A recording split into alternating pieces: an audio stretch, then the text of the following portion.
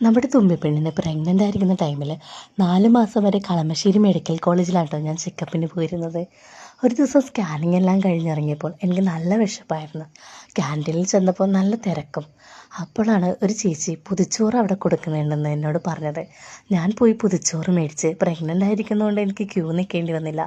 ഞാൻ മനസ്സിൽ ആഗ്രഹിച്ച കറികൾ തന്നെ ഇരുന്നിട്ട് ഒരുപാട് സന്തോഷമായി. എനിക്ക് തീയൽ, സാമ്പാർ, അച്ചാർ, പപ്പടം, എനിക്ക് ഇങ്ങനത്തെ നാടൻ കറികളോടാണ് കേട്ടോ കൂടുതൽ ഇഷ്ടം.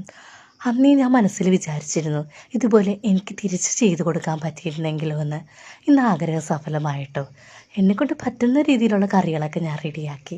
നമ്മുടെ മെമ്പർ ചേച്ചിനോട് ഞാൻ വിളിച്ചു പറഞ്ഞു, ചേച്ചി ഇന്നത്തെ പൊതിച്ചോറ് കൊടുക്കൽ ഞാനും ഒരു പങ്കാകുന്നുണ്ട് കേട്ടോ, എന്നെക്കൊണ്ട് പറ്റുന്ന പോലെ ഞാനും ചെയ്തു തരാട്ടോ എന്ന്. അപ്പോൾ ആ ചേച്ചി പറഞ്ഞു, ശരി മോളെ, റെഡി ആകുമ്പോൾ വിളിച്ചാൽ മതി, വന്ന് കളക്ട് ചെയ്തോളാന്ന്. അങ്ങനെ എന്നെക്കൊണ്ട് പറ്റുന്ന രീതിയിലുള്ള കുഞ്ഞു കുഞ്ഞു കറികളൊക്കെ ഉണ്ടാക്കി 3 പൊതിച്ചോറ് ഞാനും റെഡിയാക്കി കൊടുത്തട്ടോ. അത് മേടിക്കാനായിട്ട് ആ കുട്ടി വരാനുള്ള കാത്തിരിപ്പിലായിരുന്നു ഞാൻ. അപ്പോഴത്തേക്കും എൻ്റെ മക്കൾ ചോദിച്ചു ഇതെന്തിനാണെന്ന്. ഞാൻ പറഞ്ഞു ഹോസ്പിറ്റലിൽ കിടക്കുന്ന രോഗികൾക്ക് വേണ്ടി കൊടുക്കാനാണ്.